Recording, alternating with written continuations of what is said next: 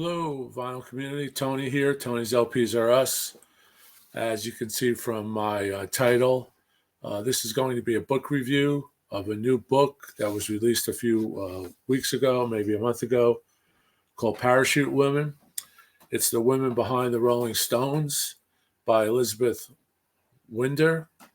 And it's a fascinating book. It goes into great detail of the rise and fall of one stone, but the rise basically of, what people call the greatest rock and roll band in the world. And behind them were these four women. We all know their names, we all know who they are, but with this book, we get into a real dig, a real insider view of depth and detail that you don't really find unless you read their actual memoirs that they wrote themselves. So I'm going to go over the book. Here's the book, Parachute Women. Marianne Faithfull, Marsha Hunt, Bianca Jagger, Anita Pallenberg, and the Rolling Stones, and the woman behind the Rolling Stones. And here it is. It's a great book. It's available at Amazon, bookstores everywhere, I guess. It's perfect timing as well, basically, because, the Stones record will be coming out soon, Hackney Diamond, so perfect for Elizabeth. And she a great writer.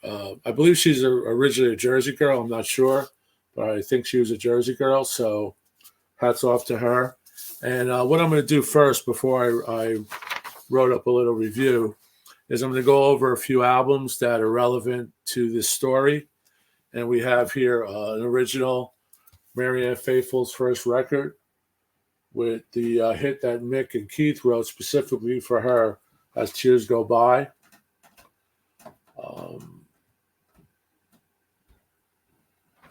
I believe she has many records.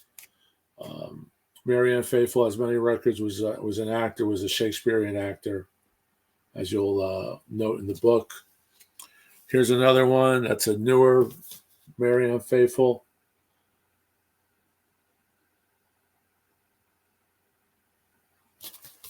And I have to give this a listen. I'm not really familiar with this particular record.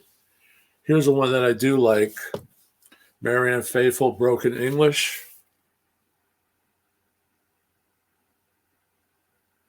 And this has the song Broken English on it. Here's the flip. Here we have another early London Decca, Go Away From My World.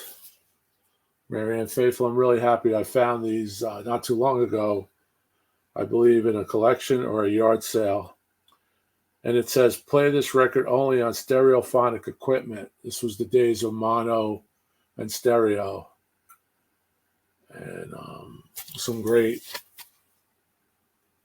stuff. And you'll find out many details about how she became a recording artist, how she was just picked up at a party by one of the managers or producers of rock music of the Stones.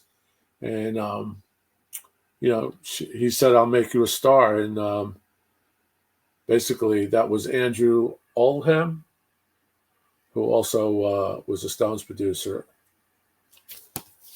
And there's the back record there. Here's another showstopper, because Anita Pallenberg was in this film, Candy. She has a small role. I tried watching it the other night on YouTube, and it's kind of difficult to watch. It's a very Italian type whimsical farce movie that you'd see as a foreign film, basically. And you can see Brando's in it. Ringo Starr, Richard Burton is great, James Colburn, John Huston, Walter Matthau, Charles Aznavour, and Iwa Ulan as Candy, who's just mesmerizing. Anita Pallenberg gets credit on the record. There's also Sugar Ray Robinson is in this. And I'm sure he didn't ever acted again after being in this film. He was I'm not into it. I can't say I'm into it because I didn't see a good copy. I watched a copy on YouTube. It wasn't really up to a resolution standard that I would like. But this is a great soundtrack. It has original music by the Byrds and Steppenwolf. There's the back. You could read that. And another one, which is relevant to the book, is Performance. Marianne Faithfull, James Fox, Mick Jagger, and that's a Green Water. It's really a great record. This record is basically looks VG, but it plays VG plus. And I was happy to find this not too long ago. Didn't have it. Great. What's his name? Guitar player on here. Let me see. Ry Cooder. Ry Cooder is just unbelievable. Vocal by Randy Newman, Mary Clayton. Guitar solo, Ry Cooder. The Last Poets are on here. And the book goes into detail on probably a chapter or more just on the antics and the drug use and just the lurid sex scenes that were even cut out of this film. So I recommend you, after you read the book, check out Performance. Of course, the name Parachute Women comes from Beggar's Banquet, the Rolling Stones classic. Sympathy for the Devil, No Expectations, Dear Doctor, Parachute Women, Jigsaw Puzzle, Street Fighting Man, Prodigal Son, Stray Cat Blues, Factory Girl, Salt of the Earth, produced by Jimmy Miller, Glenn Johns, engineer, Olympic Studios, London. And that's the inside cover. And I just saw a documentary on the actual photo session of this. We are deeply indebted to Nicky Hopkins and many friends, and they actually rented out this castle to film this, and then they did a few more photo shoots. And of course, we go into great detail in the book as well, as we find out what really happened when the Stones rented a mansion in the south of France and recorded their masterpiece, Exile on Main Street. Here's with the postcards. If you know, there's postcards in here. Great album. Obviously for me, a desert desert island album. But Anita and all the girls that were mentioned have key elements to the making of this record. And while the Stones were in south of France in the early 70s here. So I'll show you the book. I don't want to drop these. I've done that before. But I want to thank everyone before I read the review of the likes and comments and subscriptions. I really appreciate it. We're doing pretty good with the channel, and I want to keep that up. So I'm trying to do new content like a book review that's relevant to the music that all of us love, which is the Rolling Stones, and even Marsha Hunt, who has been with a few bands. She was famous for being in the London Broadway version of Hair back in the day. And so here's the book again. Elizabeth Winder. It's on a bestseller list already on Amazon. Highly recommend it.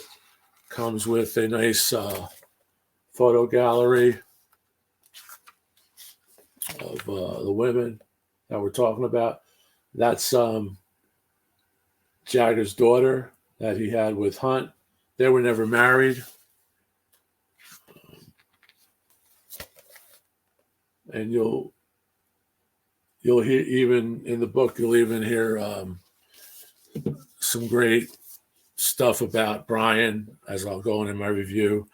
Of course, Brian died early, but the girls that were with the women that were with Brian live on with the other Stones. So they transcend Brian. The Stones were sharing, similar to a Fleetwood Mac situation.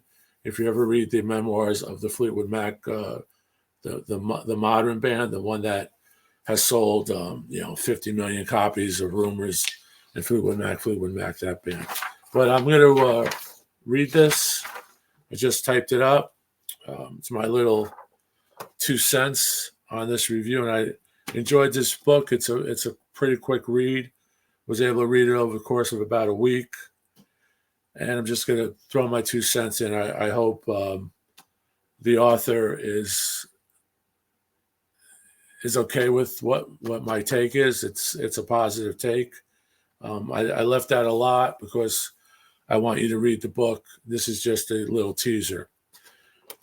Read the lyrics to any Rolling Stones song written by the Glimmer Twins, and you'll discover a thread, or perhaps a full-blown comforter that will weave you right into the 264 pages of the new, hot, intriguing book, The Parachute Women, by Elizabeth Winder.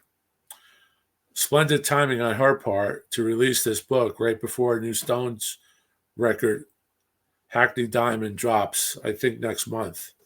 Parachute Women is an extremely personal and detailed account of the women behind the Rolling Stones: Marianne Faithfull, MARSHA Hunt, BIANCA Jagger, ANITA Pallenberg, who by trick, deceit, or manipulation, please note the man in manipulation, got caught up in the web of the greatest rock and roll band in the world. Remember the Stones song, the little 1965, the little ditty, The Spider and the Fly, and you know what I mean. Miss Winder expertly takes the reader on a sojourn where we can lay back and experience the swinging 60s and early 70s of London town through the eyes of the girlfriends of Brian Jones, Keith Richards, and Mick Jagger, not necessarily in that order, when rock music was emerging as a force our fragile world had not yet experienced. Of course, we learn by this read, pushing uphill this crosstown hurricane across Great Britain and the globe, were not the music producers or the managers or the artists themselves, but, as we discover, a few brilliant women, and all with hugs, babies in tow, kisses, drugs, and tears. Women who we all know, kind of, but we'll know better with this read. Miss Winder goes beyond the headlines, songs, titles, and cliches, but to the seed of the onion. She peels back each thin layer with the skills of a gem cutter. Even the dust she allows to fall is a historic value. She takes us through 60s to early 70s with an Ian Fleming-like flair for detail. I'll give you an example. That's my only quote from the book, but it really struck me, so I wrote it down. Tables crammed with whiskeys, Campari, metal ice pitchers, and perpetually overflowing Genzano ashtrays.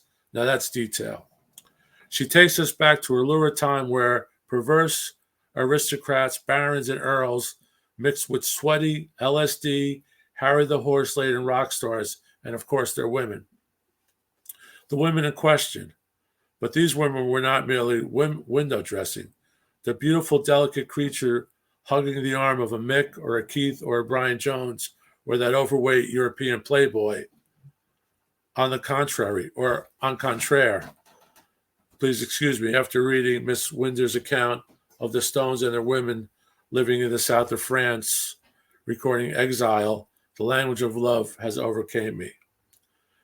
But seriously, these ladies open Brian, Mick, and Keith's eyes and ears to subterranean art, alternative lifestyles, turn them on to Russian lit, occult practices, high society, and even cross-dressing. When we see Brian and Keith in those early 60s photos, a lot of those clothes were borrowed from Anita, and Marianne Faithfull. Later on, maybe even Bianca Jagger. And even inspired them to pen a rock classic now and then. In fact, we learned that the girls even invented some classic riffs we've heard in Stones tunes for the last 50 or 60 years. Mrs. Winder lifts the veil into the mind of Brian Jones prior to his tragic death, takes us inside important and relevant to this book and story, the 1967 and 1970 movies Candy and Performance, which I showed you on the LPs, to the south of France recording Exile on Main Street and having babies and scoring drugs and almost dying a few times. Marianne, Bianca, Anita, and Marsha are revealed here finally in daylight, and not as in so many books on this subject where they are merely dismissed as groupies, sex toys, and gold diggers, but here as true trailblazers of the greatest rock era of all time. Please give this a read. I'm certain you'll enjoy it, and I'm warning you, the Rolling Stones will never sound the same again. Thanks. And that's it. Here's the book. Very detailed. And when I say detailed as Ian Fleming, you know I'm a Bond guy, and the detail of an Ian Fleming novel from the 50s is just unsurpassed. And Elizabeth has done extensive research. There's a complete bibliography here, and it has an index, which is really cool if you want to look up what happened during Sympathy of the Devil. As Tears Go By, the writing of Tears Go By, it's right there. So hope you can get the book, pick it up, buy one, or at the library, but definitely give it a read. If you're a Stones fan, you especially need to do it. If you're a rock fan, you especially need to do it.